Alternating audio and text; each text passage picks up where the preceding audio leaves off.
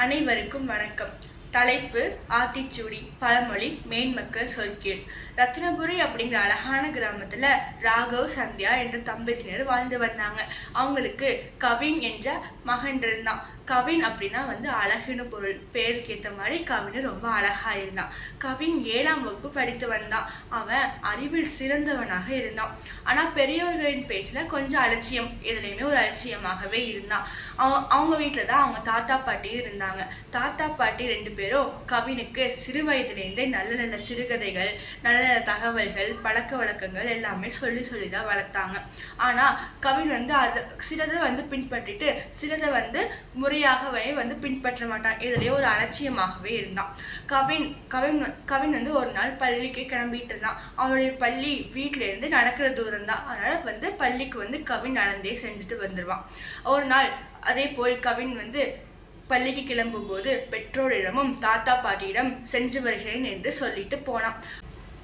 அப்படி ஒரு நாள் கவின் பள்ளிக்கு கிளம்பும் போது பாட்டி கவினிடம், கவின் தங்கம், இன்னைக்கு வானம் ரொம்ப கருகலா இருக்கு, சாயங்காலம் கண்டிப்பா மழை வரும், அப்பாவும் அம்மாவும் இன்னைக்கு வெளியிட போறனால உன்னை கூப்பிட்டு வரவோ அவங்க வரமாட்டாங்க, அதனால நீ கூடையோ மழை காப்பானையோ எடுத்துட்டு போப்பா அப்படின்னு சொன்னாங்க.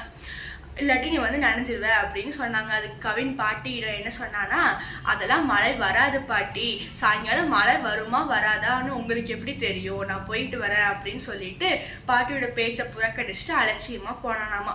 மாலை நேரமும் வந்தது. பாட்டி சொன்ன மாதிரியே கனமழை பெஞ்சுதாமா. ராகவ், சந்தியா 2 பேரும் வெளியில போனனால கவினை அழைச்சிட்டு வரவோ யாருமே இல்லை. இறுதியில மழை கொஞ்சம் சற்று குறைந்ததுக்கு அப்புறம் தூரல்ல நனைஞ்சிட்டு கவின் வீட்டுக்கு வந்தானாமா. பாட்டி சொன்னதை சற்று கொஞ்சம் உணர்ந்து பார்த்தானாமா. இருந்தாலும் இது ஏதோ தற்செயலா நடந்ததுதான் அப்படின்னு சொல்லிட்டு அலட்சியமா எடுத்தானாமா. நாட்கள் சில சென்றன. அதே மாதிரி ஒரு நாள் கவின் அவசர அவசரமா பள்ளிக்கு கிளம்பிட்டு இருக்கும்போது, நான் போயிட்டு வரேன் அப்படின்னு தாத்தாட சொல்லி கிளம்பினானாமா. அப்போது தாத்தா, கவின் செல்லம், வெளியில் நம்ம எங்க போனாலும் நம்ம இறைவனை வழிபட்டு திருநீர் பூசித்தான் போகணும், அப்போதான் நம்ம செஞ்ச காரியம் ரொம்ப நல்லபடியா நடக்கும் அப்படின்னு சொன்னாங்களாமா. அதனால சாமி கும்பிட்டுட்டு போ அப்படின்னு தாத்தா சொன்னாங்களாமா. அதுக்கு கவின் தாத்தா, எனக்கு அதுக்கெல்லாம் நேரம் இல்லை, பள்ளிக்கு நேரம் ஆச்சு, நான் போயிட்டு வரேன் அப்படின்னு சொல்லிட்டு தாத்தாவோட பேச்சையும் புறக்கணிச்சுட்டு அலட்சியமா போனானாமா. கவின் பள்ளி அருகே சென்ற போதுதான் ஆசிரியர் தன் கையேட்டு நோட்டை எடுத்து வர சொன்னதை ஞாபகம் வந்துச்சாமா. ஒரு நொடியும் தவறாம கவின் வேக வேகமா மறுபடியும் வீட்டுக்கு ஓடி வந்தானாமா. கவினை பார்த்து தாத்தா விவரம் அறிஞ்சாங்களாமா.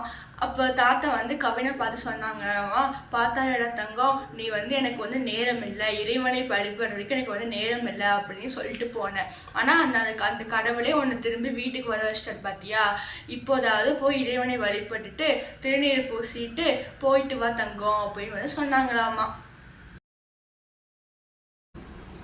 கவினும் சாமி கும்பிட்டுட்டு திருநீர் பூசிட்டு நமச்சிவாயம் அப்படிங்கிற மந்திரத்தை சொல்லிட்டு தன் கையேட்டு நோட்டை எடுத்துட்டு திரும்பியும் பள்ளிக்கு செல்லும் போது தாத்தாவிடம் சொல்லானாமா, நீங்க சொன்னது எல்லாமே ரத்தின வார்த்தைகள் தான், நான் தான் எல்லா விஷயத்தையுமே அலட்சியமா எடுத்துட்டேன், அன்னைக்கு பாட்டி சொன்னதையும் நான் அலட்சியமா எடுத்துட்டேன், நீங்க சொன்னதையும் அலட்சியமா எடுத்துக்கிட்டேன், என்னை மன்னிச்சிருங்க தாத்தா அப்படின்னு சொல்லி தன் தவறை உணர்ந்துட்டானாமா. தாத்தாவோ பாட்டியும் எல்லாருமே கவினை மன்னிச்சிட்டாங்களாமா. கவின் சொன்னானாமா, இனிமேல் நீங்க பாட்டி, அப்பா, அம்மா சொல்ற எல்லா பேச்சையுமே நான் கேட்கிறேன் அப்படின்னு சொன்னாங்களாமா.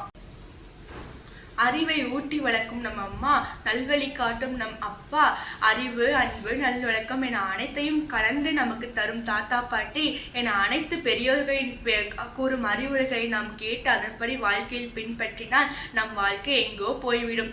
இறுதியாக இந்த கதை ஆத்திச்சூடியில் இருக்கும் மேன்மக்கள் சொல்கேள் என்ற பழமொழிக்கு ஒரு எடுத்துக்காட்டாக இருக்கிறது. நன்றி.